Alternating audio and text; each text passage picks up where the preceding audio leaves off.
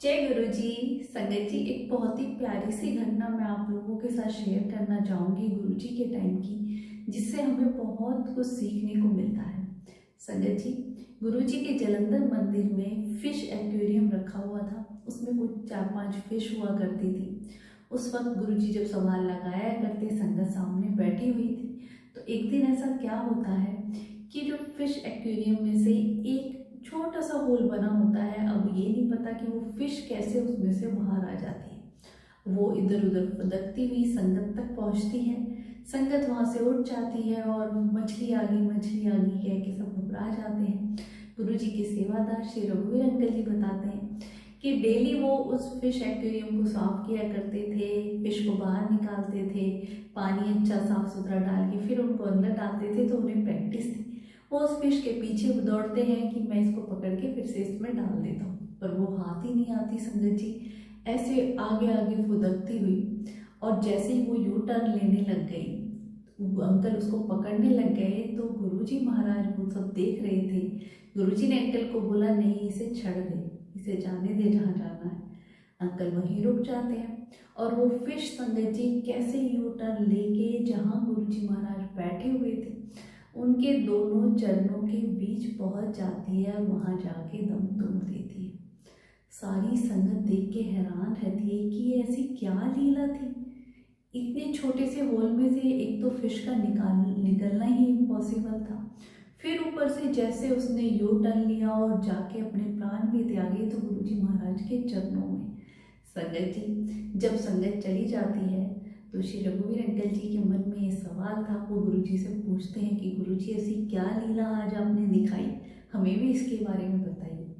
तो गुरुजी कहते हैं, तुम्हें पता है कि ये जीव फिश रूप में डेली मेरे से अरदास लगाया करता कि आप मुझे मुक्ति दे दीजिए, और इसकी इतनी प्रार्थना, इतना भाव, सच्ची भक्ति कि मुझे इसकी प्रार्थना सुननी पड़े। पर मैंने अपनी एक कंडीशन रखी कि अगर तू खुद चल के मेरे चरणों तक आ जाएगी तो मैं तुझे मुक्ति दे दूंगा। इसीलिए मैं तुम्हें बार बार उसे पकड़ने के लिए रोक रहा था कि अगर तुम उसे बीच में ही पकड़ लेते तो फिर उसका ये काम अधूरा रह जाता जो मैंने उसको वचन दिए। और वो सच में वहाँ से चलते हुए उसने इतनी हिम्मत दिखाई, मेरे चरणों तक आई और उसे मुक्ति मिली और एक नया जीवन मिला।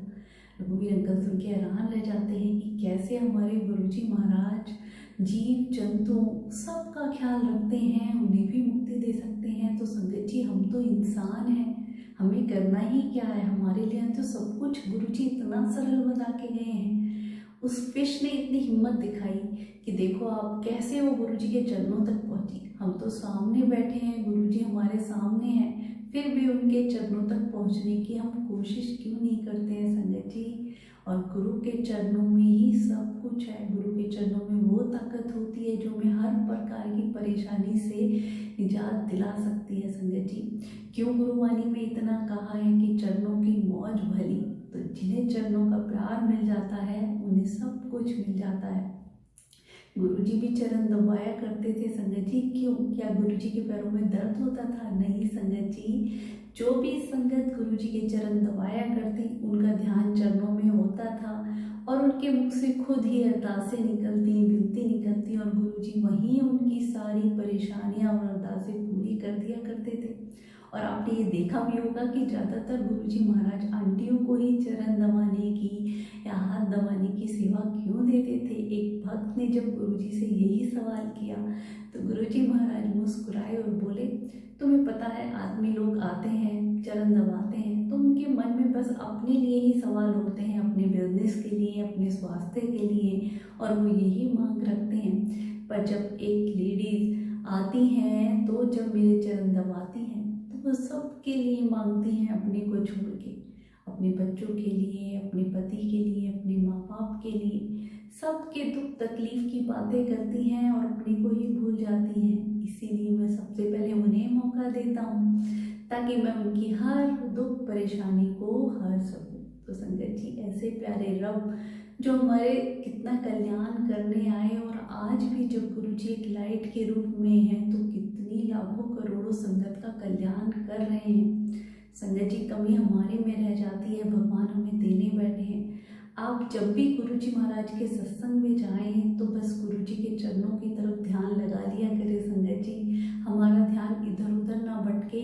जैसे आपने देखा उस मछली की अरदास गुरु जी ने सुनी, ऐसे ही गुरु जी हमारी अरदास भी बड़ी जल्दी पूरी करते हैं। पर हमारा मन एक चित्त होकर हमारे प्रभु में लगना चाहिए। पर जब हमारा मन मानवीय चीज़ों में भटकता रहता है, हम सत्संग में होके भी, हमारा शरीर तो सत्संग में है पर मन कहीं और है, तो फिर लगाव नहीं हो पाएगा संगत जी।